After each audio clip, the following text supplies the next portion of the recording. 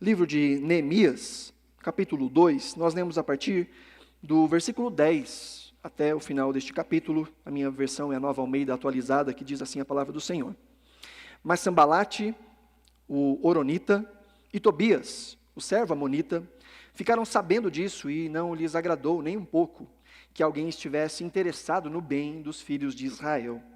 Então cheguei a Jerusalém, depois de esperar 3 dias, me levantei à noite, junto com uns poucos homens que estavam comigo. Não declarei a ninguém o que meu Deus havia posto no meu coração para eu fazer em Jerusalém. Não havia comigo animal algum, a não ser o que eu montava. E de noite, saí pelo portão do vale em direção à fonte do dragão e ao portão do monturo, e inspecionei as muralhas de Jerusalém, que estavam em ruínas e cujos portões tinham sido destruídos pelo fogo. Passei ao portão da fonte e ao tanque do rei, mas não havia lugar por onde o animal que eu montava pudesse passar. Subi à noite pelo vale, sempre inspecionando as muralhas.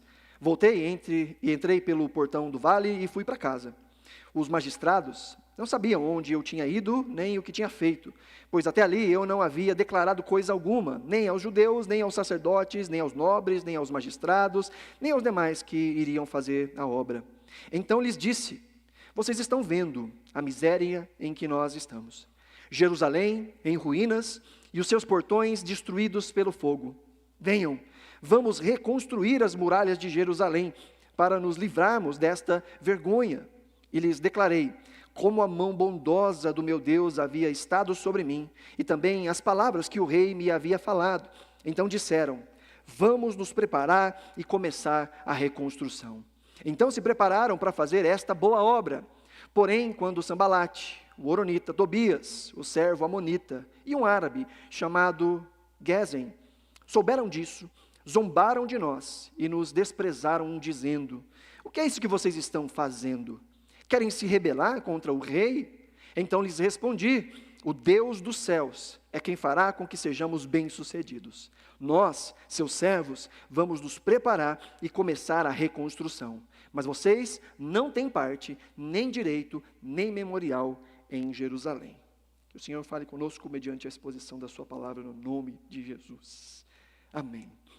Queridos, ao longo das últimas semanas, temos aproveitado o tema da nossa construção física, ou da nossa reconstrução, da nossa ampliação, da nossa reforma, para meditarmos a respeito das construções, desconstruções e reconstruções que Deus opera nas nossas vidas, usando múltiplos instrumentos, usando múltiplas circunstâncias.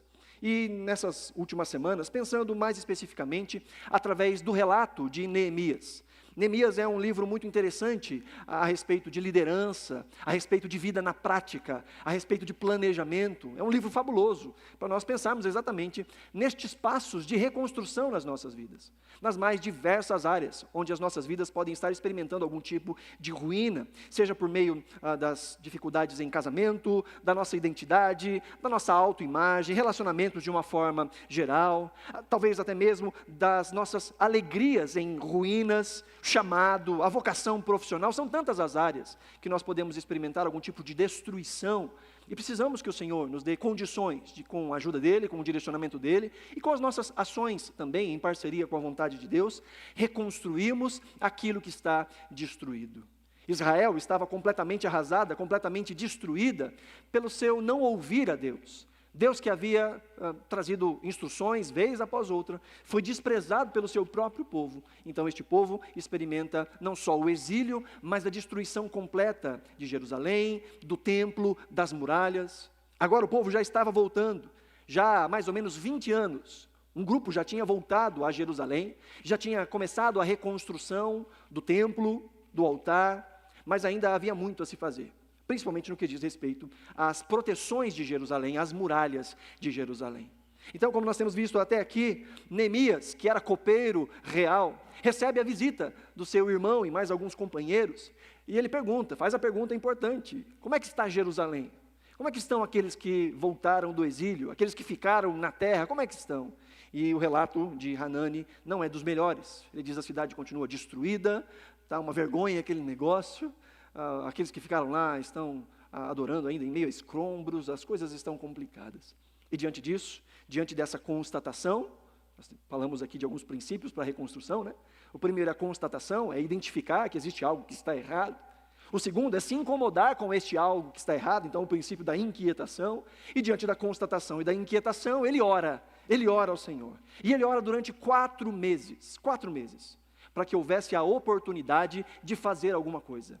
Para que houvesse a oportunidade de encontrar recursos, à medida em que ele vai planejando, de encontrar recursos e companheiros para executar a obra de reforma. Então, na última semana, nós pensamos que esta obra que o Senhor faz nas nossas vidas, essas reconstruções que Deus faz na nossa vida, exigem de nós também paciência, esperarmos o tempo do Senhor, a hora do Senhor. Às vezes a gente mete a mão pelos pés, tentando fazer e dar um jeitinho para que a vontade de Deus, que na nossa cabeça é esta, se cumpra.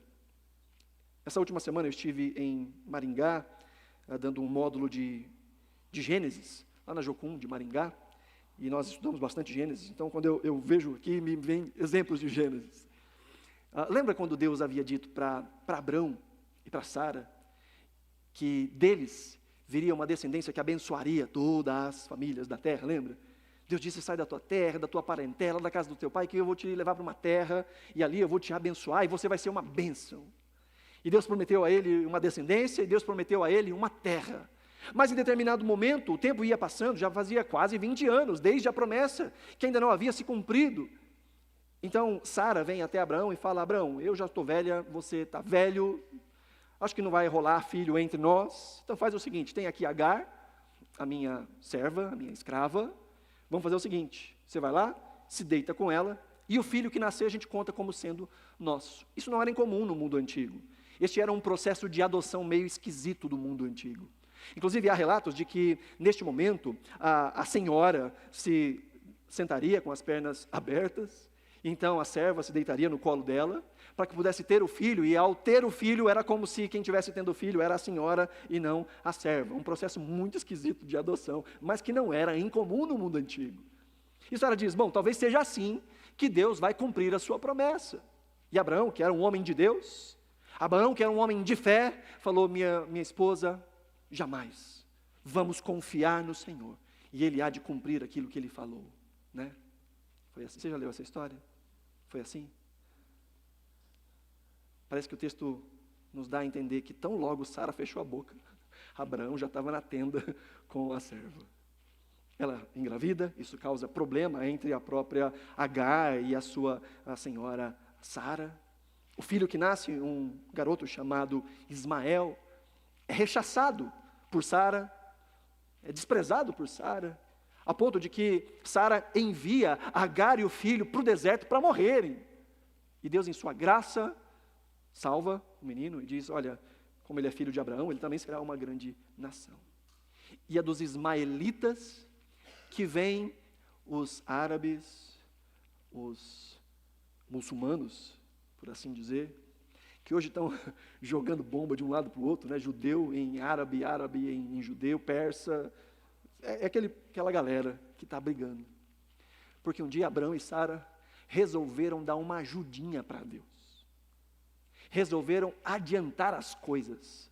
Parece que Deus não está fazendo o seu trabalho, então deixa eu dar uma forcinha.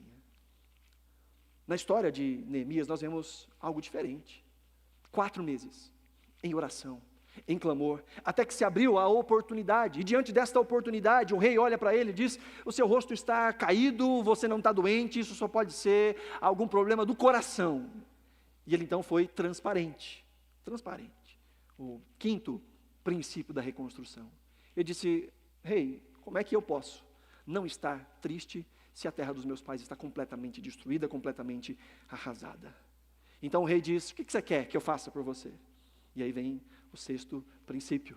Ele já tinha um plano, ele já tinha um planejamento. E o rei pergunta, quanto tempo você vai levar? Quando é que você vai voltar? E ele já estava na ponta da língua. E ele deu a resposta para o rei, e o rei disse, pode ir. E depois ele mesmo diz, porque a boa mão do Senhor estava comigo. Foi aí que nós paramos na última semana. Paramos pensando em que ele pede ao rei provisões para que ele pudesse passar pelas terras de Suzã rumo a Jerusalém, passando por várias províncias, meses de viagem, para que ele pudesse então chegar em Jerusalém e com legitimidade, passando por cada território, deixando uma carta mostrando a autorização do rei, para que ele pudesse chegar ao seu destino. Sim, ele quer fazer a coisa certa do jeito certo, então ele pede as cartas de autorização. E o texto que está diante de nós nos mostra quando ele já está nesse processo agora de iniciar a reconstrução. Ele já está indo ali no versículo 10, versículo 9 na verdade, diz: então fui aos governadores da região, do outro lado do Eufrates, isso já rumo a Jerusalém, e lhes entreguei as cartas do rei. Ora, o rei tinha enviado comigo oficiais do exército e cavaleiros. E agora no versículo 10, propriamente a meditação dessa noite, nos mostra que havia um grupo de pessoas que resiste à obra. Um homem chamado Sambalate, que era governador da província de Samaria, e um outro homem aqui, que é chamado apenas de Tobias, o Amonita. Diz que eles ficaram sabendo, e isso não lhes agradou nem um pouco, porque eles não queriam que alguém ficasse interessado no bem dos filhos de Israel. Agora nós já estamos com as mãos na obra. Mãos à obra é o tema dessa noite. Uma vez que nós pensamos nos princípios para a reconstrução, agora é hora de começarmos passo a passo este processo de reconstrução. Mas antes de pensarmos, de fato, aqui neste processo, é tão interessante pensarmos que o relatório do irmão de Neemias e uma pergunta talvez despretensiosa do rei foram um instrumento de Deus para reconstruir uma cidade que estava mergulhada em ruínas há mais de 90 anos. Coisas que pareciam fortuitas, coisas pequenas, mas que deram lado para uma grande obra que Deus estava fazendo. Por isso é muito bom nós nos lembrarmos que nós não podemos desprezar as pequenas coisas, desprezar os pequenos começos. Deus age nas coisas que a gente nem sequer pode imaginar. Uma conversa despretensiosa, uma pessoa que a gente não encontra há muito tempo, uma ideia, uma coisa que a gente lê, de repente dá um start para uma transformação poderosa nas nossas vidas. Por isso é bom estarmos sempre atentos e em oração, diante das ruínas da nossa vida, para perceber as oportunidades que Deus abre, por mais que elas sejam tão pequenas, tão minúsculas, e que pareça que não vão levar a lugar nenhum. É diante de uma oportunidade simples, diante de uma troca de palavras simples, que alguém, em oração, 4 meses de oração, vê a oportunidade de dar um passo de fé. E este passo de fé culmina na reconstrução de Jerusalém. Jerusalém essa em que já tinha judeus lá dentro há 20 anos, mas que as muralhas ainda não haviam sido reconstruídas. Deus é o Deus dos pequenos começos. Deus é o Deus que continua usando as pequenas oportunidades, as pequenas pessoas, as pequenas ocasiões, as pequenas energias, porque no final das contas é só isso que a gente tem. Pouca coisa. Paulo vai dizer que Deus opera com aquilo que é louco, fraco e desprezado, para que fique bem claro que quem faz é Ele. Quando nós nos sentimos fracos, é aí que somos fortes. Quando nós estamos prostrados e caídos, é daí que vem a nossa força. Porque a nossa força não está na nossa força. A nossa força está em reconhecer que o Senhor é a nossa força. E às vezes, só quando nós estamos completamente desarmados, completamente prostrados, que nós nos lembramos de quem é Deus. E nós voltamos àquele que pode fazer infinitamente mais do que tudo que nós pedimos, pensamos ou sequer podemos imaginar. E aqui nós estamos vendo que há oposição no versículo 10. Há pessoas que não querem que essa obra vá para frente. Porque sim, queridos, todas as vezes que nós nos pusermos a fazer a vontade de Deus, todas as vezes haverá resistência. Todas as vezes que quisermos fazer aquilo que de fato é a vontade de Deus, das menores coisas às maiores, sempre haverá oposição. Oposições externas, oposições internas, sempre vai ter. Aqui nós vemos pessoas que se beneficiavam com a destruição de Israel. O governador de Samaria arrecadava tributos, e agora vem Neemias, como assim? Vai reconstruir Jerusalém? Vai sair do meu domínio? Eu vou perder dinheiro, eu vou perder capital. Sabe que existem pessoas que ganham com as nossas desgraças? Existem pessoas que riem das nossas ruínas, porque, no mínimo, as nossas ruínas fazem com que as ruínas deles não pareçam tão grandes. E a quem não queira ajudar, a quem queira inclusive atrapalhar, simplesmente para não ver o outro prosperando naquelas áreas que estão arruinadas, porque eles não querem contemplar as próprias ruínas. Existem vários tipos de inimigos. Sem contar que Paulo vai nos dizer em Efésios que a nossa luta não é contra carne ou sangue, mas contra principados, potestades e dominadores do ar. Há um inimigo das nossas almas. Há um poder sobrenatural que atua nesse mundo, inclusive através de pessoas. E que no final das contas o problema não são as pessoas. O problema é uma mentalidade, é um coração que não tem meu Senhor, que guia pessoas para agir contrário à vontade de Deus. Então há um inimigo. Jesus vai dizer em João capítulo 10 que o diabo só vem para matar, roubar e destruir. E todas as vezes que algo está de pé nas nossas vidas, Satanás mira matar, roubar e destruir. Ele quer matar e roubar e destruir a nossa família, sonhos, ministério, a nossa saúde. Porque em última análise, Satanás quer nos derrubar, nos destruir. E usa tudo que está à sua disposição para ferir a imagem e a semelhança de Deus. Porque só nós fomos criados à imagem e semelhança de Deus. Há inimigos. Mas não há só inimigos externos, há também inimigos internos. A nossa própria carne é nossa inimiga. A nossa própria falta de vontade, desânimo, medo, às vezes orgulho, de reconhecer que há algo que precisa ser reconstruído. Ou sim, existe algo que precisa ser reconstruído, eu reconheço, mas eu não quero começar porque eu sei que vai dar muito trabalho. Vai ser muito difícil. Eu vou ter que me posicionar diante de pessoas e eu não estou com vontade de fazer isso. É o desânimo, é o orgulho, é o comodismo, é a preguiça, é questionar se vale ou não vale a pena, diante das ruínas de uma família, diante das ruínas de um relacionamento, diante das ruínas da relação com pais e com filhos, diante das ruínas da nossa vida espiritual, de olhar para a vida espiritual e dizer, eu sei que eu não estou vivendo como eu deveria viver, de talvez olhar para trás e se lembrar dos tempos áureos da nossa espiritualidade, em que nós nos apegávamos com as coisas do Senhor, com ainda mais vigor, em que não tinha tempo ruim, mas talvez olhamos para a nossa vida hoje e dizemos, eu não sou mais aquele, o gás passou, a vontade passou, o amor passou, e olhamos e contemplamos, sim, uma ruína, mas há um inimigo no nosso próprio coração, que diz, eu sei o quanto vai custar se eu quiser voltar, quanto vai custar do meu tempo, das minhas energias, talvez de algumas renúncias,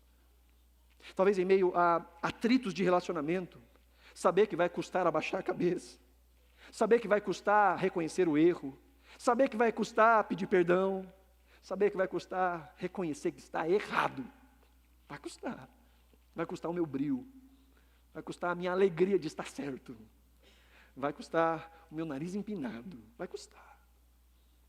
E o coração diz, não comece, não vá. Diante da obra do Senhor está acontecendo e que vai acontecer pelas mãos de Neemias, aparecem aqui as oposições. Entenda, reconstruir é sempre guerra. Reconstruir é sempre guerra. Reconstruir um relacionamento é guerra. Reconstruir a vida espiritual, reconstruir a saúde, reconstruir a saúde emocional é sempre guerra. É sempre sair da zona de conforto. É sempre se colocar à ação, e muitas vezes uma ação que não vai ser nada confortável. É sempre guerra. E diante da reconstrução, Neemias vai ter que enfrentar estes inimigos. Mas veja, ele está apoiado na visão. Ele está apoiado no fim.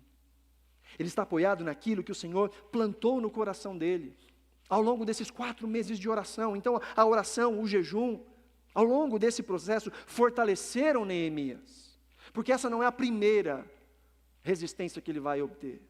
Ao longo de todo o livro, a gente vai ver vários momentos de resistência. E o que vemos é alguém resoluto, mas alguém que ganhou essa resiliência foi em oração. Sabe que às vezes Deus deixa com que a gente espere um pouco mais, para que algo aconteça? Porque nesse período Ele está trabalhando em nós essa resiliência. Ele não inicia uma obra porque Ele ainda está trabalhando no nosso coração, para que quando a obra começar a gente não atrapalhe, sabe? A gente não desista. E Deus aproveita então estes momentos para construir o nosso caráter, para construir a nossa paciência, para construir a nossa fé e a nossa expectativa. Para que quando o trabalho comece, estes meses, às vezes anos de construção, sejam um sustento para que a gente vá até o fim na obra que Ele começou em nossas vidas. Neemias intercedeu e continuou intercedendo. Neemias continuou orando. E nós precisamos continuar intercedendo. E continuar orando. Orando até pelos nossos inimigos. Não para que eles morram, tenham uma coisa ruim, uma diarreia, onde não tem banheiro, alguma coisa do tipo. Não.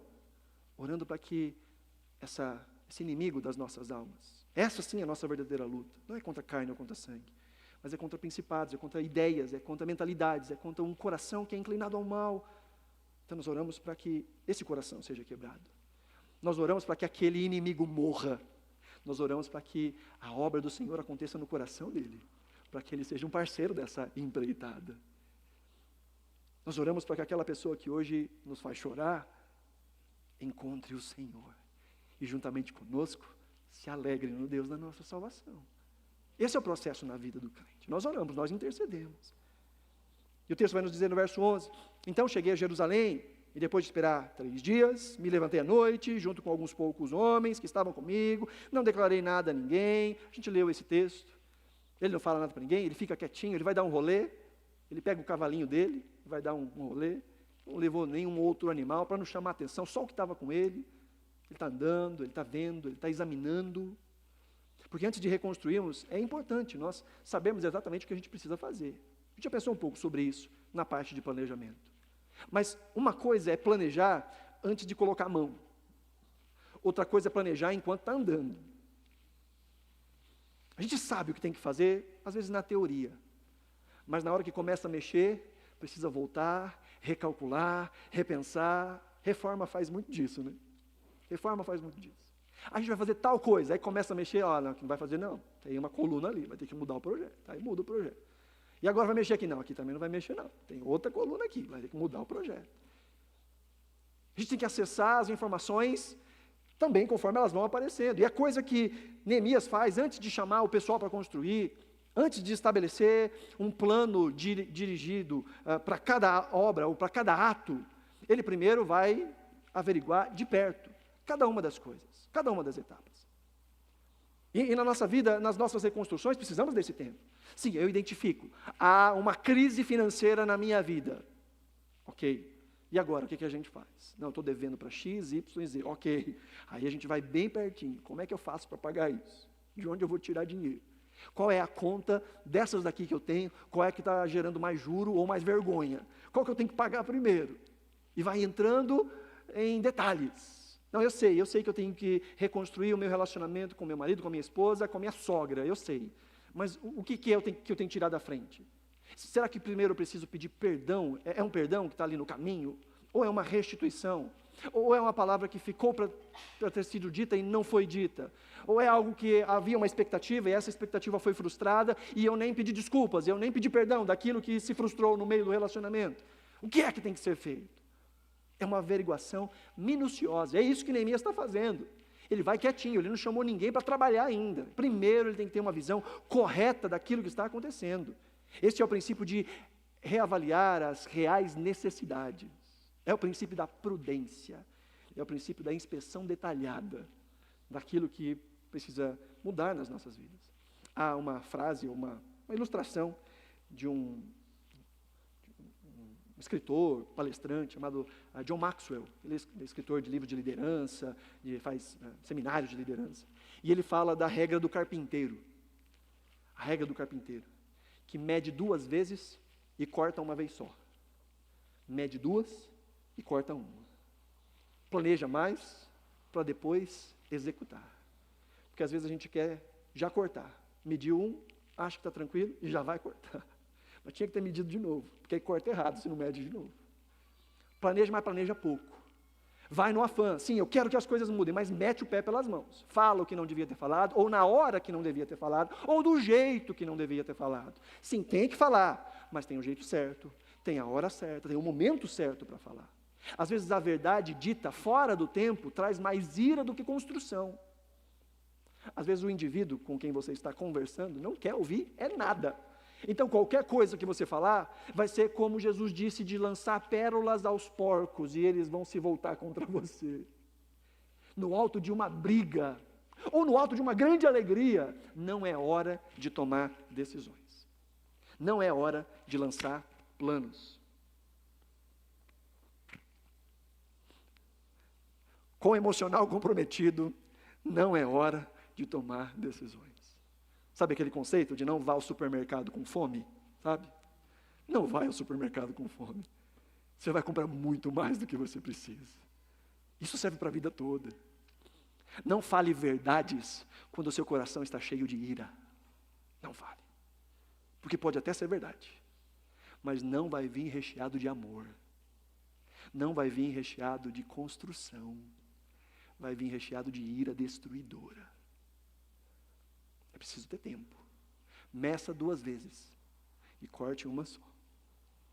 Porque senão você pode cortar, vai ter que cortar de novo, e às vezes não sobra nada para cortar, e vai ter que adaptar, e vai ter que fazer gambiarra, só porque não mediu direito, só porque não pensou direito.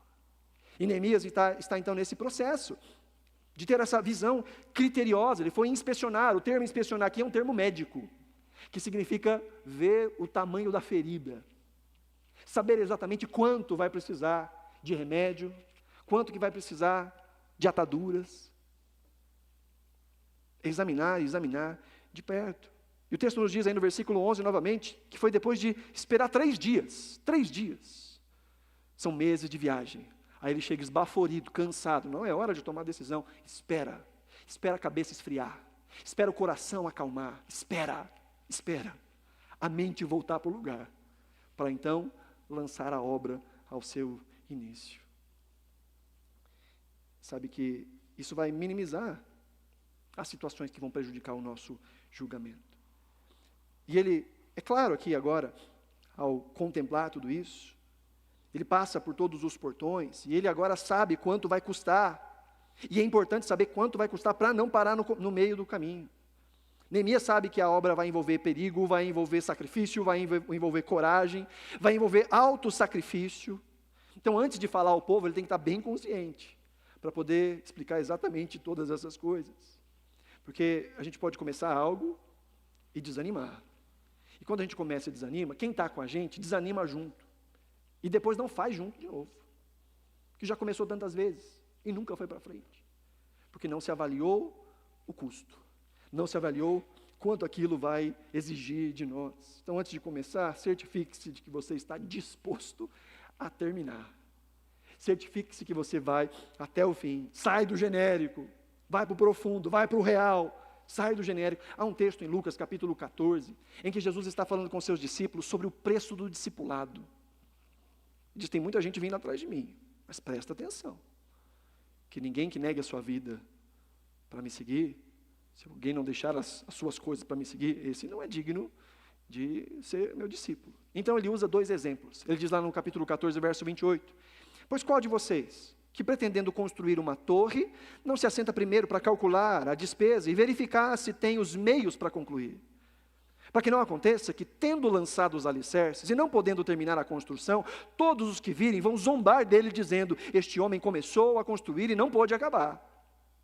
Ele dá um outro exemplo, ele diz, ou qual é o rei, que indo para combater outro rei, não se assenta primeiro para calcular, se com 10.000 homens, poderá enfrentar aquele que vem contra ele com 20.000. Caso contrário, estando o outro ainda longe, ele envia uma embaixada pedindo condições de paz. E Jesus está falando sobre seguir ele. Ele diz, me seguir custa. Me seguir custa. Então, antes de dizer, mestre, irei com o Senhor, onde o Senhor for, pare e pensa, porque custa. E toda reconstrução custa. Toda reforma custa. E muitas vezes custa mais do que a gente consegue analisar no momento. Mas aquilo que a gente consegue analisar no momento já é importante, para saber se nós estamos dispostos a começar e a continuar. Porque uma vez que nós começamos e paramos, podemos não ter mais ânimo para começar de novo. Ou aqueles que nos acompanham podem não ter mais ânimo e confiança na gente para nos seguir naquela empreitada. E de novo, gente, A gente volta para o primeiro sermão em Neemias, sempre regado em oração. A gente precisa de oração para confessar, a gente precisa de oração para reconhecer, a gente precisa de oração para falar, para ser transparente, a gente precisa de oração para planejar, a gente precisa de oração para continuar, a gente precisa de oração para ver os detalhes, os mínimos detalhes, a gente precisa de oração para ir até o fim. Oração para poder resistir quando as resistências vêm contra nós. Verso 17 diz, Neemias diz, então, eu lhes disse, vocês estão vendo a miséria em que nós estamos. Jerusalém em ruínas e os seus portões destruídos pelo fogo. Venham, vamos reconstruir as muralhas de Jerusalém para nos livrarmos dessa vergonha. Agora, ele passa do planejamento, ele passa desse olhar agora próximo e entra num processo de chamar outros para cooperar, de motivar e de envolver. Porque existem certas reconstruções na nossa vida que elas só acontecem em comunidade, ou que só acontecem em parceria. Um casamento só é reconstruído quando os dois estão dispostos a reconstruir. Sim, a mulher ora pelo seu marido não crente, ou o marido olha pela sua esposa não crente e tenta ganhá-lo com palavras, mas a reconstrução profunda só acontece quando ambos estão com vontade de que aquilo aconteça. Dentro da vida de sociedade, entre dois sócios, as coisas só vão para frente se ambos quiserem que elas vão para frente. Então, aquele que é o maduro precisa envolver aquele que é imaturo. Aquele que é o forte tem que chamar aquele que é fraco. E existem meios de se fazer isso. E o que nós vemos aqui é uma aula de motivação, uma aula de liderança com o nosso querido Neemias.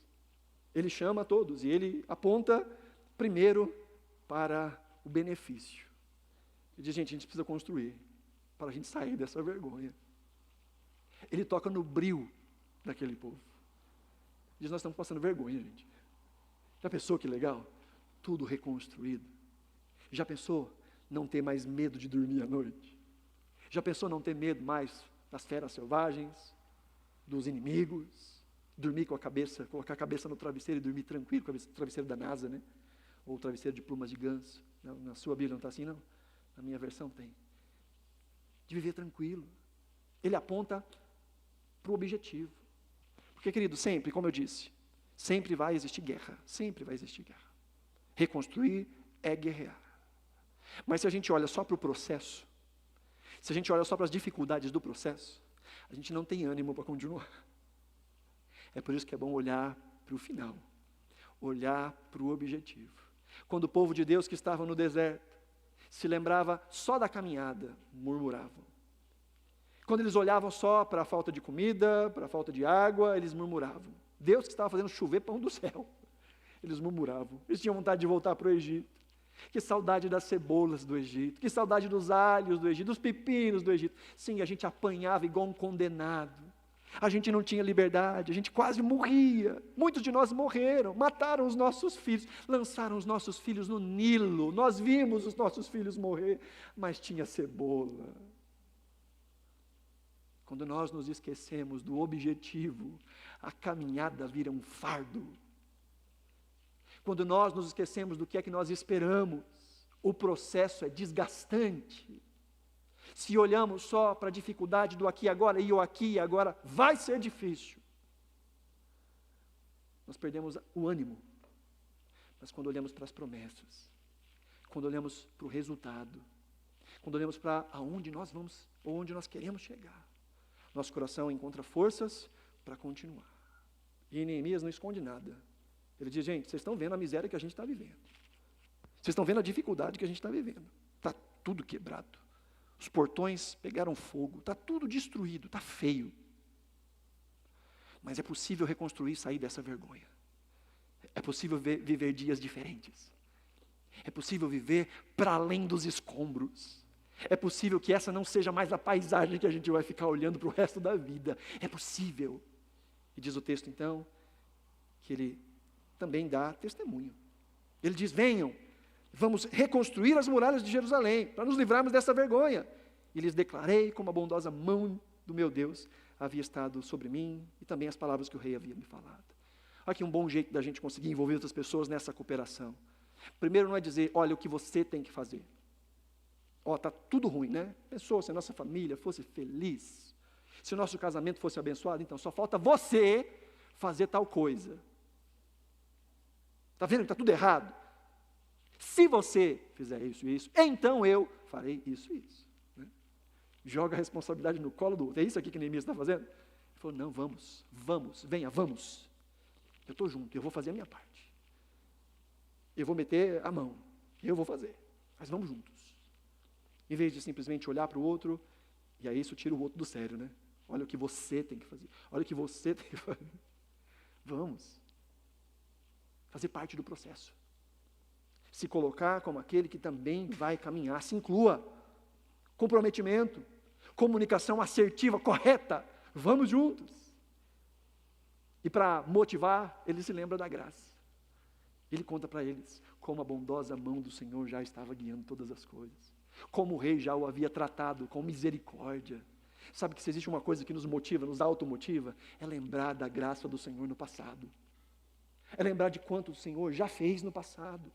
De quantas coisas Deus já realizou nas nossas vidas e através das nossas vidas. Às vezes a caminhada é puxada, é pesada, é complicada. Mas quando nós nos lembramos, o Deus que me trouxe até aqui não largou a minha mão. Aquele que começou a boa obra em minha vida, Ele é fiel e há de completá-la até o dia de Cristo. O Deus que foi fiel no passado é fiel no presente e há de ser fiel no futuro. Deus não solta a minha mão. Eu às vezes solto a mão dele, mas Ele me pega de volta. Às vezes eu caio, mas Ele me põe de pé. Ele é bom. Ele é bom. E Ele olha então para aquilo que já tem. Muitas vezes as reconstruções que vão acontecer na nossa vida são com as ferramentas que nós já temos. Com os recursos que Deus já nos deu, com a sabedoria, com a influência, com as pessoas, com os materiais que já estão na nossa mão. E Neemias dá testemunho. Ele nomeia a realidade, ele oferece esperança e ele compartilha testemunho. Ele diz como as coisas estão, como elas podem ficar. E ele se lembra daquele que tem o poder de fazer, de conduzir as nossas vidas. Para encerrar, verso 19 diz assim, porém, quando Sambalate, o Horonita, Tobias, o servo amonita, e um árabe chamado Gesem, apareceu até mais um agora, tinha só 2 antes, agora apareceu mais um árabe chamado Gesem, souberam disso, zombaram de nós, e nos desprezaram dizendo, o que é isso que vocês estão fazendo? Querem se rebelar contra o rei? Então eu lhes respondi, o Deus dos céus é quem fará com que sejamos bem-sucedidos. De novo, a dificuldade. De novo, a resistência. E essa resistência vai continuar. E ela vai crescer. Mas são os olhos fixos na graça. E de novo aparece aquela expressão que nós vimos na semana passada. Neemias disse, eu orei ao Deus dos céus. E agora ele fala diante daquelas pessoas. É o Deus dos céus que vai fazer com que os nossos planos sejam bem-sucedidos. Quando a gente tira o olho daqui e coloca o olho lá.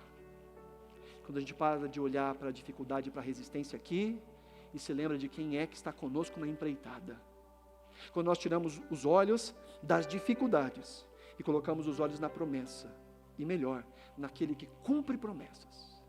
O nosso coração, mais uma vez, encontra o posicionamento e a alegria para poder dizer, é o Senhor, o Deus dos céus, que vai fazer com que essa empreitada seja bem sucedida. Ele continua dizendo, nós, seus servos, falando, nós somos servos de Deus, vamos nos preparar e começar a reconstrução. Aqui, de novo, aquele tema, a soberania de Deus e a responsabilidade humana.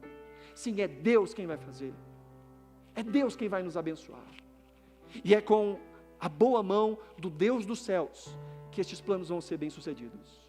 Mas quanto a nós, os servos de Deus, nós vamos preparar e vamos começar a reconstrução. Eu faço aquilo que está ao meu alcance, crendo que Deus faz muito mais. E às vezes até desfaz o que eu faço, para que fique bem feito. Mas crendo que Ele está com a sua boa mão, dirigindo cada passo do caminho. Eu confio, eu planejo e eu vou agindo com base na graça do Senhor. E de novo, sempre em oração.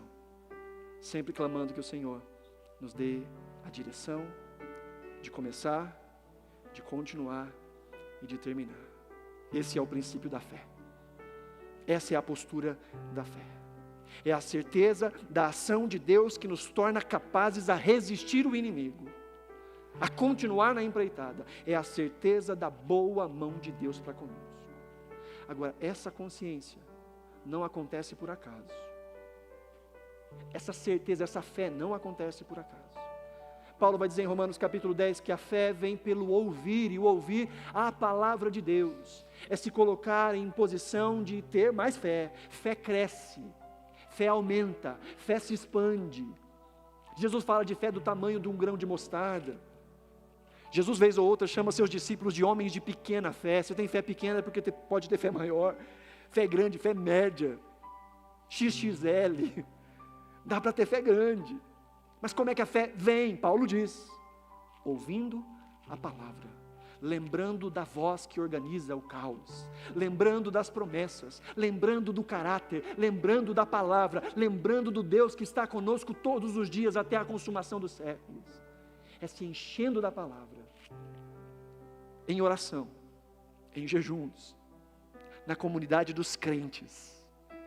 Como diz Hebreus capítulo 10, não deixe de congregar como fazem alguns, mas estejam juntos, para incentivar uns aos outros, ao amor e à prática das boas obras, principalmente quando se percebe que o dia está próximo.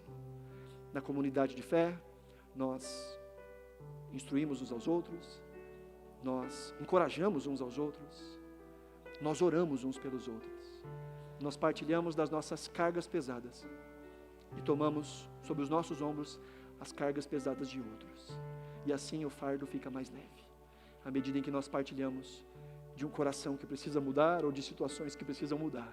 Os nossos irmãos nos ajudam em oração. Às vezes os nossos irmãos nos ajudam com situações, com ações práticas, bênçãos que Deus usa pessoas para realizarem na nossa vida, que às vezes só não acontece porque nós somos orgulhosos o bastante para não externalizar a nossa necessidade. Que o Senhor nos dê essa consciência sempre, queridos, do quanto nós necessitamos das Escrituras, do quanto nós necessitamos da oração e do quanto nós necessitamos da comunidade de fé, do amor dos irmãos, da comunhão dos santos, no nome de Jesus. Amém? Se você puder, coloque-se de pé, nós vamos orar.